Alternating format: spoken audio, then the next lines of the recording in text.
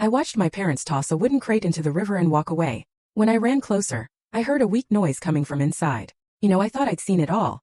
But nothing could prepare me for the sight of my own parents, pillars of our town, standing by the creek, watching a small wooden box disappear into the current. What I found inside that box didn't just shatter my world. It ripped open a horrifying truth about the honor my family held so dear. A truth built on an unforgivable sin. My name is Mason Beaumont and I'm 31. Right now I live in a tiny apartment in Nashville, spending my days with a camera, chasing those small, overlooked moments. The sunset catching an old rooftop, a child's pure smile, the breeze whispering through trees. This life, this freedom, it's everything to me. It's breathing without being judged, unbound by names or reputations. But, let me tell you, living like this isn't easy when you carry the Beaumont name. That name, it's been like a boulder strapped to my back since childhood. We grew up in Franklin, Tennessee, not far from Nashville. Our home? An old, sprawling estate with towering white columns, and a garden so perfectly tended it looked painted. People called it the Beaumont legacy, 3 generations building an empire not just of wealth, but of an impeccable reputation. My father, Harrison Beaumont, he was the head, 58, still carrying this incredible air of authority. Tall, neatly combed silver hair.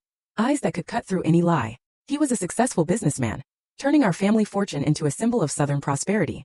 But to me he was a king in his own kingdom, where every single thing had to follow his rules, from how we dressed to how we spoke to even, God help us, how we breathed. My mother, Beatrice, 55, she was different. Elegant in every gesture, always flawless, like she'd stepped right out of a classical painting. But I knew behind that perfect smile lay a quiet fear. Fear of being forgotten, of disappointing my father, of cracking the perfect facade our family had so carefully crafted. She tried to keep everything on track always. But sometimes, just sometimes, I'd catch a fleeting lost look in her eyes, as if she herself didn't even know what she was living for. And then there was Lucia, my sister, 25. The absolute pride and joy of both my parents. Lucia was the only true light in that cold, perfect house. She had golden hair that shimmered like sunlight, clear blue eyes, and a smile that could melt even the hardest heart.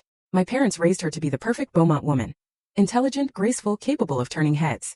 But I knew deep down Lucia didn't want to be just a polished statue on display. She loved painting, the raw freedom of brush strokes on a canvas, the dream she only dared to whisper to me late at night, when the whole house was asleep.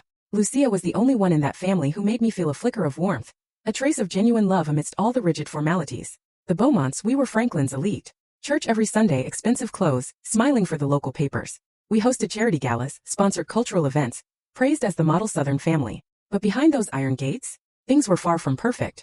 Every meal was a ritual, conversations carefully curated. Like one wrong word could bring the whole world crashing down. My father ruled like a dictator. Full story on the channel. Link below. Click now and watch what happened next.